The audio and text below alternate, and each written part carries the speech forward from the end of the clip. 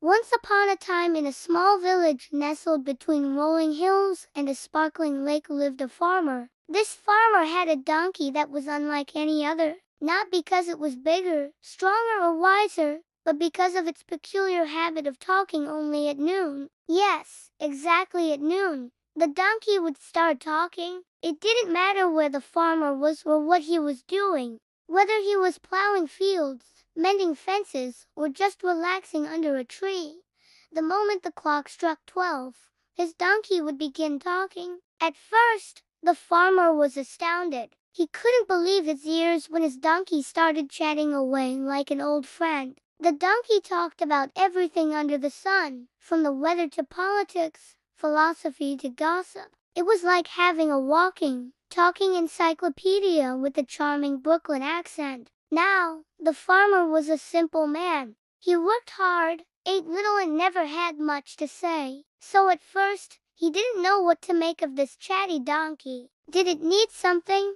Was it trying to tell him something important? Or was it just being a nuisance? For the first few days, the farmer kept quiet, hoping the talking would stop. But it didn't, so he started talking back. And that's how their strange routine began. They talked about everything and anything, two unlikely friends sharing their thoughts and opinions. The farmer learned that his donkey was well-read, surprisingly witty, and had a lot of common sense. They discussed books they'd both read, places they'd been, and people they knew. The farmer even found himself enjoying these conversations, something he hadn't expected to do with an animal. But then something funny happened. The more the farmer talked to his donkey, the more it reminded him of someone he knew very well, someone he hadn't seen in a long time. The way the donkey phrased things, the stories it told, the jokes it cracked, it all seemed so familiar. It was as if a part of him that had been buried under years of silence was suddenly coming to life again. As weeks turned into months, the farmer began looking forward to his chats with the donkey. They were a welcome distraction from the monotony of his work and a source of comfort in his otherwise quiet life. In fact,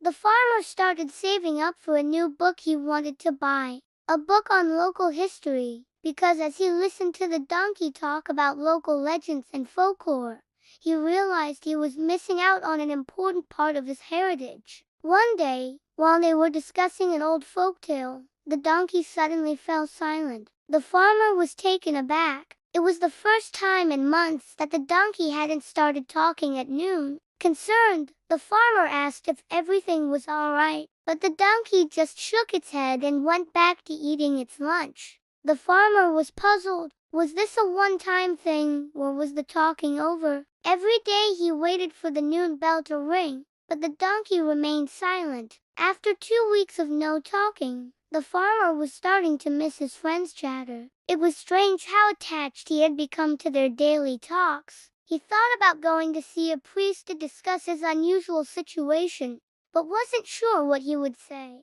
One afternoon, while the farmer was working in the field, he heard a loud commotion coming from the direction of his house. Dropping his tools, he ran as fast as he could towards the noise. As he got closer, he could hear his donkey braying loudly, almost frantically. When he finally reached his house, he found something that made his heart skip a beat. There in front of his astonished gaze stood the donkey, and beside it was a woman, a beautiful woman with flowing red hair and eyes that twinkled like stars. The farmer couldn't believe his eyes. He had never seen such a stunning creature in his life. But she wasn't the only surprise waiting for him. As he stood there gaping at the sight before him, his donkey suddenly started talking. But not just any talking. Oh, no, this was different. It was as if all the stories, jokes, and facts the donkey had shared with him were now coming out of its mouth at once.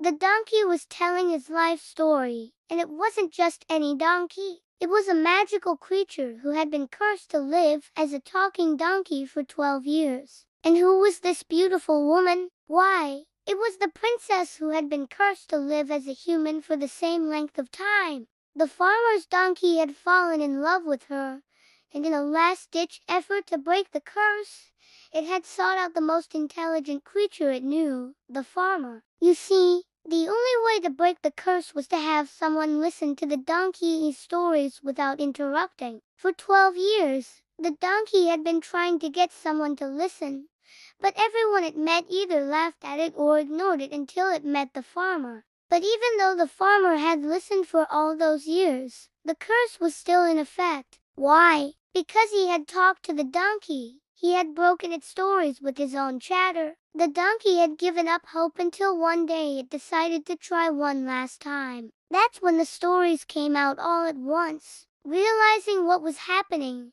the farmer immediately stopped talking. He knew he had only one chance to help his friend. He had to listen to every word it said without interruption, and so he did. He sat down and closed his eyes, letting the words wash over him. He listened to the donkey recount its adventures, its hopes and dreams, its fears and regrets. He heard about its life in the castle, its friendship with the royal advisor, and how it had fallen in love with the princess. When the donkey finally finished, the farmer opened his eyes. He looked at the donkey, then at the princess, and a smile spread across his face. He understood now. The curse was broken, not by magic or spells, but by the power of friendship and listening. With a wave of her magic wand, the princess broke the donkey's curse. In a flash, the donkey was gone, and in its place stood the handsome prince. The curse had also lifted from the princess, and she was as beautiful as the stories had described. The farmer watched in amazement as the prince and princess embraced, their love for each other evident in their tearful reunion. He knew he played a part in bringing them together, and a sense of satisfaction filled him. In the end, the farmer didn't get his book on local history, but he didn't mind. He had something far more valuable, the friendship of a prince who often visited him, bringing news from the kingdom and gifts for the farmer and his family. And whenever they talked, the prince would always mention the beautiful princess, now his wife, and how the farmer's listening had helped break their curse. The farmer lived the rest of his life knowing that he had done something extraordinary. He had helped a prince win back his love, not with magic or power, but with the simple act of listening. He became known throughout the land as the listening farmer, a title he wore with pride. And so the tale of the donkey who only talks at noon reminds us that sometimes the most magical things happen in the most ordinary ways. All it takes is a listening ear and an open heart. Once upon a time in a small village, nestled between rolling hills and a sparkling lake, lived a farmer. Now this farmer had a donkey that was unlike any other, not because it was bigger, stronger, or wiser, but because it talked only at noon.